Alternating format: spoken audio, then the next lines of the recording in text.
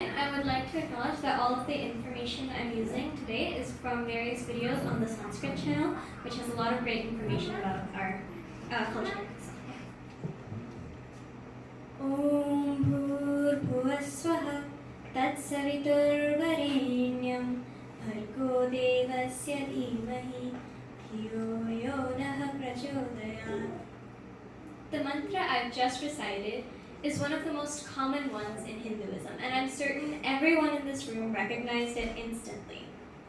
Thought to be chanted for thousands of years, it was initially penned down during the Vedic period and is considered the oldest and most powerful mantra in the world. Some even state that it contains all the knowledge in the universe. So it makes sense that it's found in the Vedas, Upanishads, Devi Bhagavatam, and the Bhagavad Gita. In fact, Arya Samajis even consider it the most holy mantra and chant it periodically. It's so popular that even Bollywood has taken a liking to it, and you're bound to find its slower, more dramatic, elongated version at least twice per episode of your typical Saas Bahu serial. Clearly, most of us grew up surrounded by this mantra, but it wasn't until I was given an opportunity to speak here that I took an initiative to delve into its history, origin, and meaning. And so I invite you all to join me on a ride as we take a closer look at this mantra from our ancient knowledge. Namaste, I'm Pratyaksha, and I'm honored to be here today and speak about the Gayatri Mantra. To understand any mantra fully, we need to know 5 things. Who created it and why, which meter is it in and which god is it relevant to, its usage, and of course, its meaning. Let's start by understanding how the Gayatri Mantra came to be. The origins of this great mantra have been traced back to Rishi Vishwamitra. You see, before he was Vishwamitra, a friend of the universe, he was Kaushik, a proud but valiant king of the Kush dynasty. Once, when he was patrolling his country with an Akshauhini Sena, which is a really, really big army, he came across sage Vasishtha's ashram, where he was impressed with a divine cow named Shabala, whom he asked for from Vasishtha. However, Vasishtha refused, and in the battle that ensued, Kaushik was utterly defeated. This probably wasn't great for his ego, because he used this to fuel his desire to become a powerful sage, a Maharishi. And after overcoming many obstacles, he did become one. But in doing so, he realized that his revenge was unnecessary and his hate harmful. This enlightenment allowed Vishwamitra to realize and offer the Gayatri Mantra to the entire world. The power of any mantra lies in the arrangement of universal sounds in a manner conducive for human speech. And so the creator of the mantra, in this case Vishwamitra, is called the Mantra Drishta, or one who perceives the mantra. Alright, so now that we know how this mantra came to be, let's take a look into its more technical aspects. The meter, the usage, and of course, it's the gods that are relevant to this verse. So, the meter, or a chand, is a specific arrangement of long and short syllables.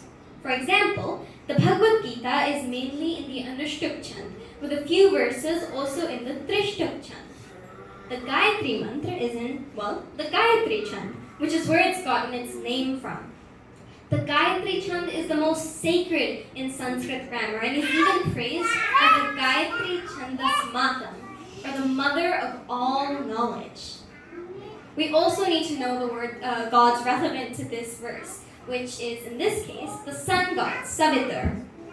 Finally, the intended use of this mantra is for chanting. All 4 of these aspects of the mantra are neatly summarized in its prefix. Asya Shri Gayatri Mantrasya. The following is the Gayatri Mantra.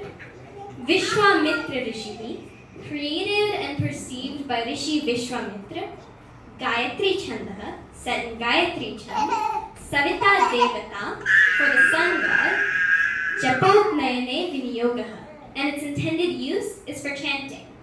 So, contrary to popular belief, this mantra isn't actually for Devi Gayatri or the pursuit of knowledge. Then, what is it actually for? Well, let's take a look at its meaning.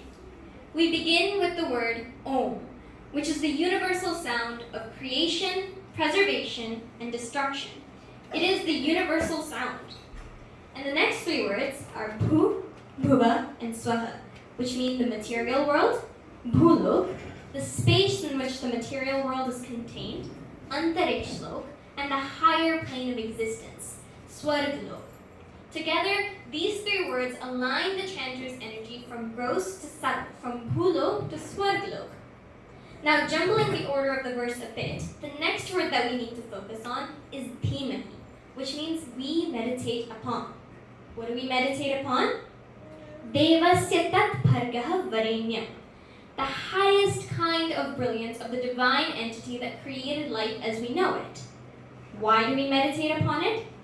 Prachodaya nadhiya, so that it may propel or drive our minds. And the direction of this propelling has been predetermined by the words Bhu, Bhuva, and Swaha, from gross to subtle. Remarkable, isn't it? When we rearrange these words in the correct order, we come back to the beginning, but this time with an understanding of what we are saying. Asya Shri Gayatri Mantrasya Vishwamitra Rishihi Gayatri Chandah Savita Devata Japopnayane Vinyogaha Om Bhur Bhuvasvaha Tat Savitur Varenyam Bhargo Devasya Dhimahi Dhiyo Yona Prachodaya. धन्यवाद.